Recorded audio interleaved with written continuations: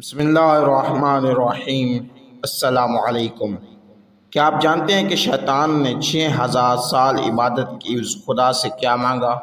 جب شیطان کو خدا کی بارگاہ سے نکالا گیا تو اس نے عرض کی کہ چونکہ تو عادل ہے اور میں اس لائق نہیں رہا کہ آخرت میں اپنی 6000 سالہ عبادت کا اجر تجھ سے دے سکوں اور جنت میں چلا جاؤں، لہٰذا دنیا میں میرا اجر دے دے۔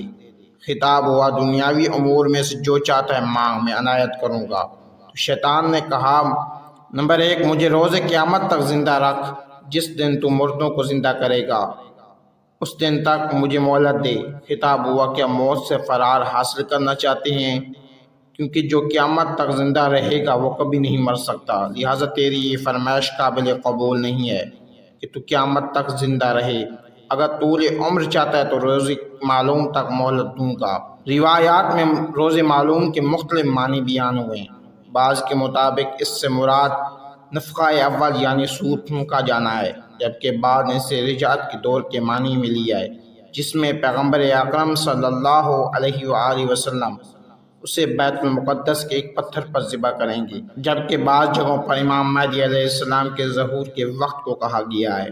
آپ علیہ السلام اپنے اصحاب کے ساتھ مل کر شیطان کے رشک سے نمایاں جنگ کریں گے اور آخر کار شیطان ان کے ہاتھوں سے قتل ہوگا اور واصل جہنم ہوگا۔ نمبر 2، شیطان نے عرض کیا مجھے اولاد آدم پر تسلط کا اختیار دی، میں خون کی طرح اولاد آدم کے اعضاء و جوارح میں موجود رہوں اور ان کو جس مقام سے چاہوں معصیت میں مبتلا کر سکوں۔ خدا نے قبول کر لیا۔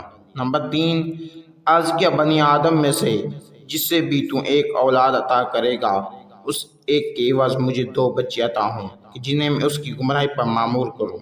خدا نے اس خواہش کو قبول کر لیا۔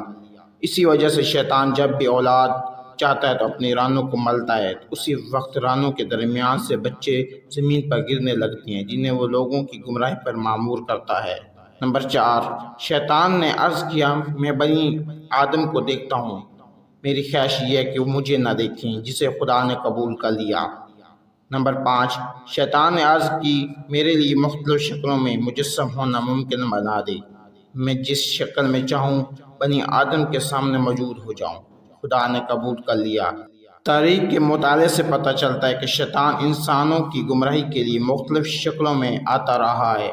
نمبر 6، عرض کیا جب تک بنی آدم کے جسم میں روح موجود ہوگی مجھے ان پر دستری حاصل رہے گی، وہ ملائکہ دنیا سے جانے کے موقع پر مجھے مرنے والے سے قریب ہونے سے نہیں روکیں گے۔ خدا نے اس خواہش کو بھی قبول کیا۔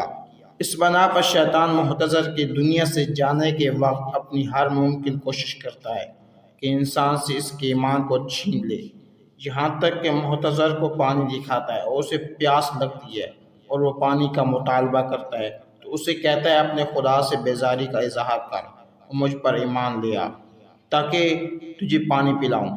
اگر محتضر اپنے دین سے بیزاری کا اظہار کر لے تو شیطان کہتا ہے میں بھی تجھ سے بیزار اور اپنے خدا سے خوف زدہ ہوں، اور یہ کہہ کر پانی زمین پر گرا دیتا ہے اور محتضر کو نہیں دیتا۔